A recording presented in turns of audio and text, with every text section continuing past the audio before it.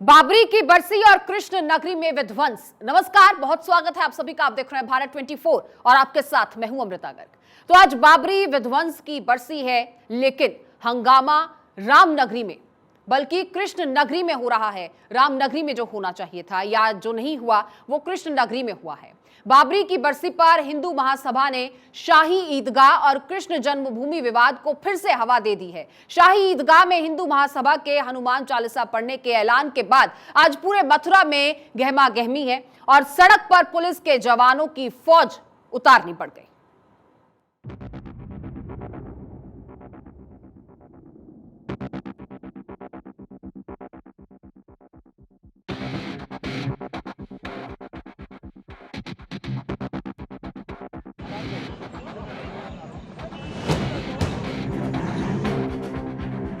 आज 6 दिसंबर है, यानी बाबरी मस्जिद विध्वंस की बरसी। और बाबरी की इस बरसी पर पूरा यूपी अलर्ट है, खासकर पश्चिमी यूपी यानी कान्हा की नगरी मथुरा। बाबरी की बरसी पर हिंदू महासभा ने शाही ईदगाह मस्जिद में हनुमान चालीसा पढ़ने का ऐलान किया था, जिसके बाद मथुरा समेत पूरे पश्चिमी यूपी में अलर्ट है। मथुरा में धारा 144 लगा दी गई है, लेकिन इसके बाद भी हंगामा थमा नहीं।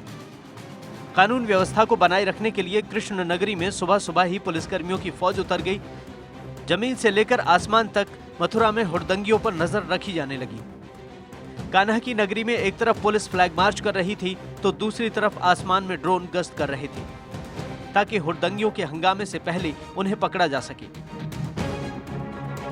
साथ ही साथ सोशल मीडिया पे कई लोग अफवाहें फैला रहे हैं। मैं अवगत कराना चाहूँगा कि यहाँ पे किसी भी तरह का वायलेशन नहीं हुआ है, और जो भी इस तरह की अफवाह फैला रहे हैं उनको चिन्हित करके उनके विरुद्ध सुसंगत धाराओं में अभियोग पंजीकृत करके कड़ी विधिक कार्रवाई उनके विरुद्ध सुनिश्चित कराई जाएगी।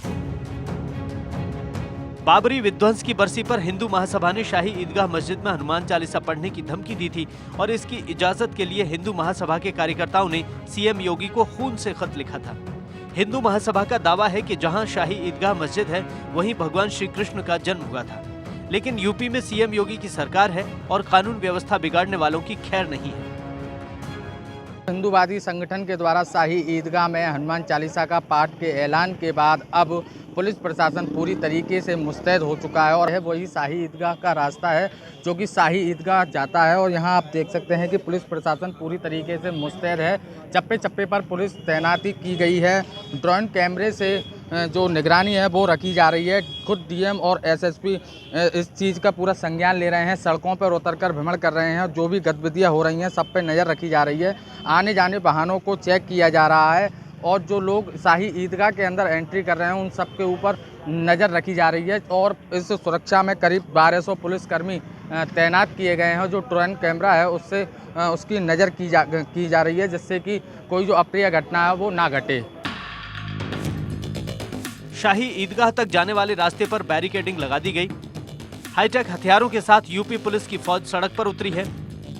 शाही ईदगाह तक जाने वाले रास्तों पर सैकड़ों जवान तैनात किए गए हैं, ताकि हुड़दंगियों को शाही ईदगाह मस्जिद तक जाने से रोका जा सके। उधर मथुरा को अशांत करने की कोशिश करने वालों के खिलाफ पुलिस सुबह से एक्शन में है। हिंदू महासभा के कई कार्यकर्ताओं को नजरबंद कर दिया गया, तो कई गिरफ्तार कर लिए गए। में प्रॉपर सुरक्षा व्यवस्था सुनिश्चित कराई जा रही है, और मल्टीपल लेयर सिक्योरिटी अरेंजमेंट हमारी है।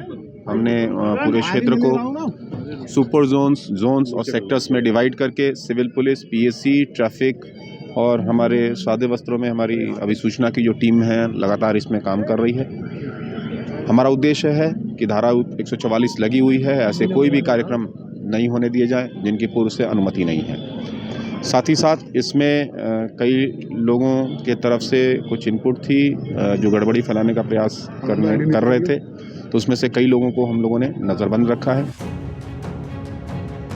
बाबरी विध्वंस की बरसी पर कान्हा की नगरी में हिंदू महासभा के हनुमान चालीसा पाठ के ऐलान के बाद कृष्ण नगरी के साथ नोएडा और गाजियाबाद और बागपत में भी अलर्ट है।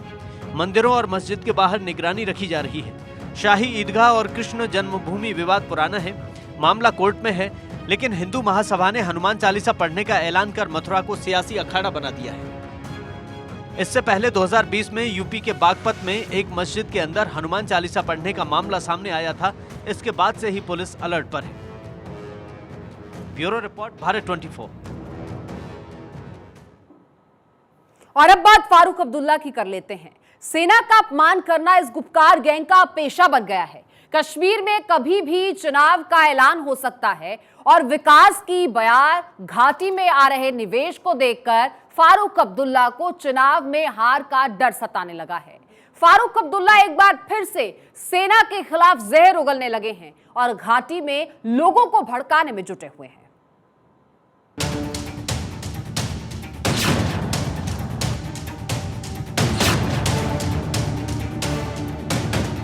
आज मैं फौज से कहना चाहता हूं, खबरदार, आप इलेक्शन में कोई ऐसा काम न करिएगा। रस्सी जल गई लेकिन बल नहीं गया, यह कहावत पाकिस्तान का राग अलापने वाले कश्मीर के नेताओं पर एकदम फिट बैठ रही है। जम्मू कश्मीर के पूर्व मुख्यमंत्री और नेशनल कॉन्फ्रेंस के अध्यक्ष फारूक अब्दुल्ला ने एक बार फिर से सेना के खिलाफ जहर उगला है। घाटी में तैनात भारतीय सेना के जवानों को फारूक अब्दुल्ला ने खुलेआम धमकी दे दी। पहले उनकी धमकी सुनिए। आज मैं फौज से कहना चाहता हूं, खबरदार, आप इलेक्शन में कोई ऐसा काम न करिएगा। मैंने कहा आज मैं आपसे गुजारिश कर रहा हूं, ऐसा काम नहीं करिएगा। लोग जिसको वोट दें उसको देने दीजिए, आप उसमें इंटरफेरेंस नहीं करिएगा। मैं हुकूमत से भी कहता हूँ, खबरदार रहिएगा, नहीं तो वो तूफान आएगा जिस तूफान को आप फिर कंट्रोल नहीं कर सकते। हम जान देने के तैयार हो जाएंगे, याद रखिएगा। फारूक अब्दुल्ला पहला होगा जो उसके खिलाफ एजुकेशन करेगा। इसलिए आपसे कहता हूं, जमात को मजबूत कीजिए। हम जमात से हैं, जमात के बगैर कुछ भी नहीं है। फारूक अब्दुल्ला अगर है तो इस निशान से है, ये हल का निशान जो है तब फारूक अब्दुल्ला है, इसके बगैर फारूक अब्दुल्ला कुछ नहीं। सुना आपने कैसे फारूक अब्दुल्ला भारतीय सेना के जवानों को धमका रहे हैं। भारतीय संसद में बैठते हैं, भारतीय चुनाव आयोग के चुनाव कराने पर लड़ते भी हैं और जीतते भी हैं, लेकिन धारा 370 के निष्क्रिय होने के बाद अब इन्हें हार का डर सता रहा है। तभी तो ये सेना को खुलेआम धमकी दे रही है। जम्मू कश्मीर में कभी भी चुनाव हो सकता है, लेकिन जमहूरियत और कश्मीरियत का राग अलापने वाले फारूक अब्दुल्ला का परिवार चुनाव जीतने के लिए किसी भी हद तक जाने को तैयार है। यह हार का ही डर है कि फारूक अब्दुल्ला सेना को खुलेआम धमकी दे रहे हैं। सेना का अपमान करना गुपकार गैंग का काम बनकर रह गया है, चाहे फारूक अब्दुल्ला हो या फिर महबूबा मुफ्ती। लेकिन फारूक अब्दुल्ला के विवादित बयान के बाद अब हिंदू संगठन के कार्यकर्ता सड़क पर उतर गए हैं। तो वहीं बीजेपी इसे अब्दुल्ला का डर बता रही है। डर जम्मू कश्मीर के विकास से, डर जम्मू कश्मीर में बहाल हो रही शांति से। देखो, ये चुनाव से पहले चिक इस बात का प्रमाण है, इस बात का सबूत है कि उनको भी इस बात का एहसास हो चुका है कि जिस ज़मींदारी को वो करते थे और जिस ज़मींदारी को अपने अलगाववादी लठैतों के भरोसे वो ज़िंदा रखे हुए थे, तो आज जो है वो ज़मींदारी वहाँ नहीं चल रही है, बल्कि विकास की भागीदारी चल रही है। और विकास की भागीदारी का एहसास उनको भी हो रहा है। धारा 370 निष्क्रिय किए जाने के दौरान फारूक अब्दुल्ला का साथ देने वाली कांग्रेस पार्टी भी सेना का अपमान करने वाले फारूक अब्दुल्ला के साथ खड़ी हो गई है। कांग्रेस नेता राशिद अलवी तो अब्दुल्ला के बयान को प्रमाणित करने लगे। सेना पर ना सही लेकिन चुनावी प्रक्रिया पर ही सवाल उठा दिए। न वहाँ के लोगों को एतमाद में लिया है, न वहाँ के नेताओं को एतमाद में लिया है, और फौज की बड़ी तादाद कश्मीर के अंदर लगा दी है। इसके बावजूद कश्मीर के हालात ठीक नहीं हुए और वहाँ का इलेक्शन भी इन हालात में, जबकि देश के दूसरे हिस्सों में फ्री एंड फेयर नहीं हो रहा है, तो कश्मीर में हम क्या उम्मीद कर सकते हैं। सवाल यह है कि जब कश्मीर में शांति है, कश्मीर विकास के रास्ते पर है, छात्र पत्थरबाजी छोड़कर कॉलेजों में पढ़ रहे हैं, डॉक्टर इंजीनियर बनने का ख्वाब देख रहे हैं, घाटी में कंपनियां निवेश कर रही हैं, तो फिर फारूक अब्दुल्ला सेना के खिलाफ कश्मीरियों को भड़काकर उनके भविष्य पर ग्रहण लगाने के लिए क्यों बेचैन? इसका जवाब है राजनीतिक स्वार्थ। कश्मीर की जनता अब्दुल्ला परिवार और मुफ्ती परिवार को पूरी तरह से नकार चुकी है और चुनाव में हार के डर से ही फारूक अब्दुल्ला लोगों को भड़काने में जुट गए। Bureau report, Bharat 24। और अब बात बेटी की गुहार की।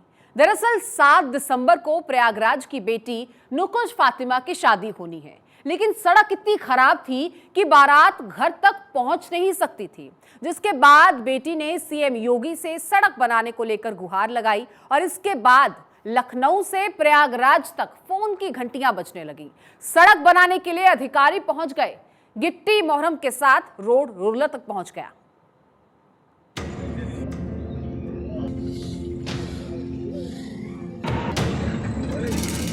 एक बेटी ने सीएम योगी को पुकारा, एक बेटी ने योगी से गुहार लगाई, एक बेटी की सीएम से फरियाद, जिसे सुनकर सीएम योगी तुरंत एक्शन में आ गए। लखनऊ से लेकर प्रयागराज तक अधिकारियों के फोन की घंटी बजने लगी। प्रयागराज की नकुश फातिमा की बुधवार को शादी है, लेकिन उसके घर के बाहर करीब 200 मीटर तक सड़क इतनी खराब थी कि पैदल चलना भी मुश्किल है।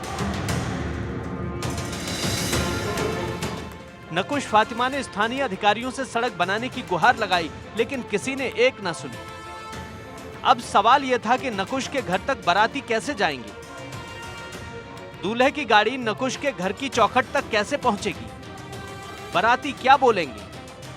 फिर क्या था? नकुश ने ट्विटर पर सीएम योगी से सड़क बनवाने की गुहार लगा दी और सीएम योगी ने नकुश की फरियाद सुन ली।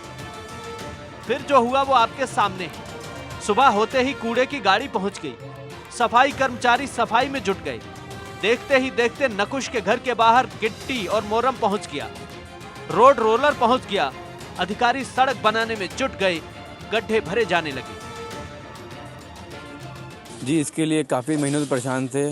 डीएम साहब को भी पत्र दिया था, नगर आयुक्त जी को भी दिया था, पर कुछ हो नहीं पाया था। फिर मेरी बहन, जैसे जिसकी शादी 7 तारीख है, उसने ट्वीट किया, माननीय मुख्यमंत्री जी को आमंत्रण दिया उसने। तो अब जिसका असर आप देख रहे हैं कि हमारी रोड बनना स्टार्ट हो गई है, जो कि उम्मीद है कि 7 तारीख से पहले बन जाएगी। तो मुख्यमंत्री जी का बहुत बहुत आभार व्यक्त करते हैं। अब नकुश फातिमा खुश हैं, उनके घर के बाहर की सड़क बनने लगी है। अब बारातियों को कोई दिक्कत नहीं होगी। नकुश फातिमा की शादी 7 दिसंबर को है और नकुश ने सीएम योगी को शादी में आने का न्योता भी दिया है।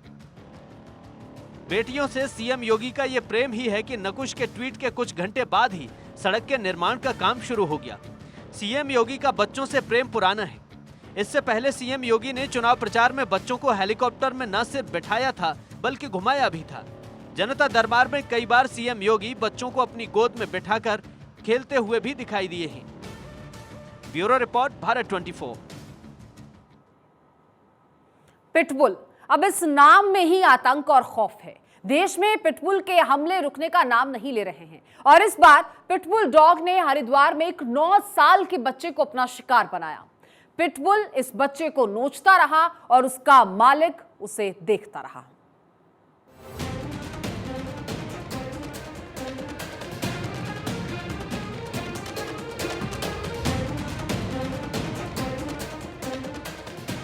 मासूमों पर सबसे खूंखार डॉगी पिटबुल का हमला जारी है। इस बार पिटबुल डॉग ने उत्तराखंड के हरिद्वार में 9 साल के एक बच्चे को काटा है। अस्पताल में इलाज करा रहे इस बच्चे पर पिटबुल ने उस समय हमला किया जब ये खेल रहा था। पिटबुल ने 1-2 जगह नहीं बल्कि 3 जगहों पर इस मासूम बच्चे को काटा। उसे नोच कर लहूलुहान कर दिया। हाथ, पेट और पैर पर जख्म दिखा रहे इस मासूम को पता भी नहीं था कि पिटबुल उस पर इस तरह से हमला करेगा। कई बार देखा गया कि बिना पट्टे के, बिना चैन के छोड़ देते थे खतरनाक कुत्ते को। 2 तारीख की शाम को बच्चा अपने दोस्तों के साथ यहाँ ट्यूशन पढ़ रहा था।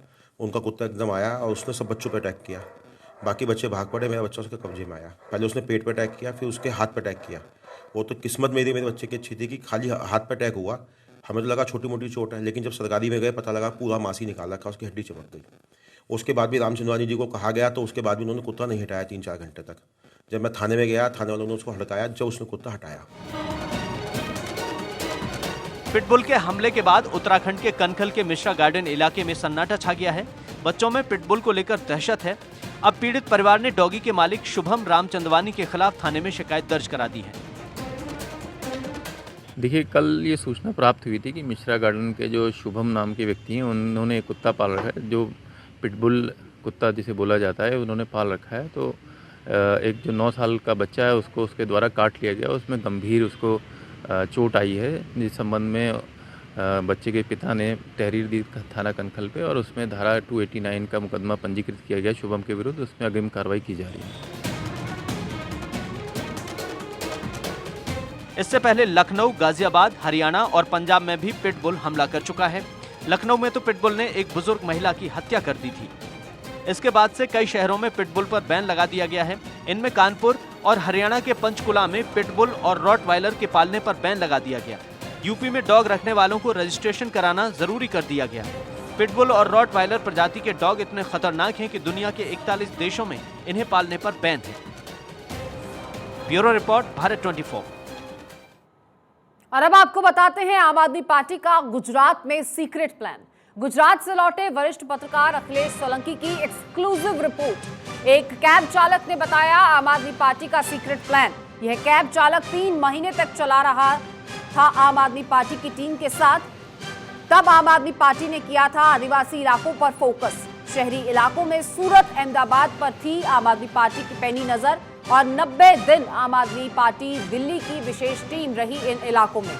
इस टीम ने जुटाया ग्राउंड का एक एक डेटा और संगठनों को जोड़ने का किया काम। दिल्ली से कैश आता था, फिर पहुंचाया जाता था अहमदाबाद और गुजरात के इलाकों में। बातचीत से लगे अनुमान के अनुसार आम आदमी पार्टी के वॉलंटियर को थी 25 से 30 सीटों की उम्मीद।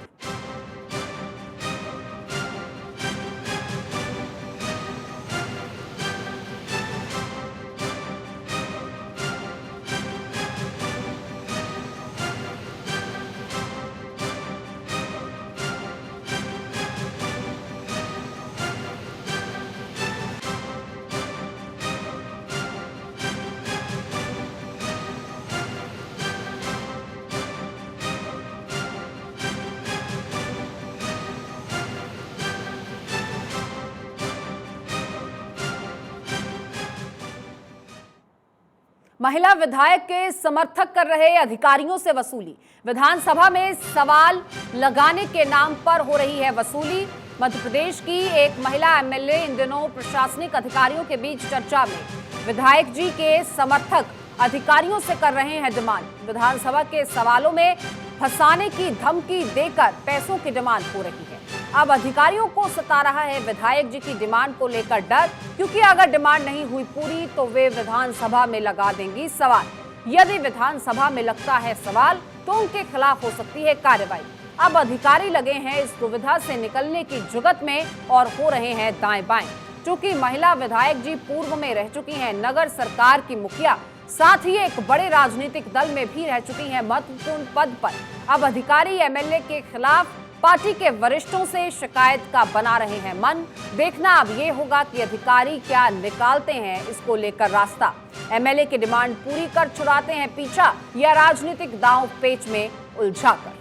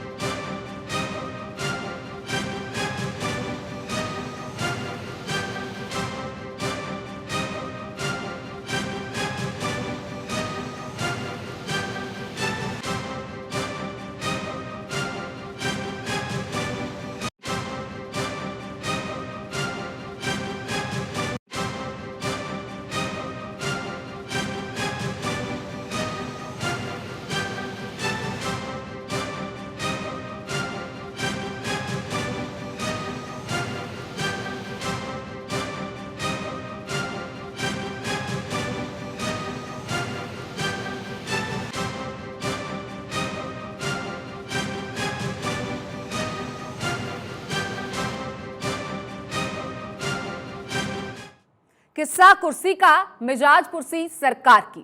झारखंड में सीएस की सीट के लिए 2 सीनियर आईएएस कर रहे हैं दौड़ धूप। एक कुर्सी पाने को तो दूसरे कुर्सी बचाने को कर रहे हैं दौड़ धूप। दोनों अफसर इन दिनों सीएम हेमंत सोरेन के चक्कर लगा रहे हैं और दोनों आईएएस अफसरों के टकराव की झारखंड ब्यूरोक्रेसी में है जबरदस्त चर्चा। मुख्य सचिव सुखदेव सिंह और विकास आयुक्त अरुण कुमार सिंह में है टकराव। दरअसल अरुण कुमार सिंह चाहते हैं रिटायरमेंट से पहले मुख्य सचिव की कुर्सी, यानी अरुण सिंह की महत्वाकांक्षाएं हैं मुख्य सचिव के पद से रिटायर होने की, लेकिन जूनियर बैच के बावजूद अधिक उम्र के चलते पहले हो रहे हैं रिटायर। इसीलिए अरुण सिंह चाहते कि कोई रास्ता निकले और उन्हें मिले सीएस की कुर्सी। अब 1987 बैच के मुख्य सचिव सुखदेव सिंह के पक्षकारों का गुट बन गया है अलग, तो अरुण सिंह के समर्थक ब्यूरोक्रेट्स अपना गुट बनाकर कर रहे हैं लॉबिंग। दोनों अफसरों के बीच चल रहा है जबरदस्त शहबात का खेल।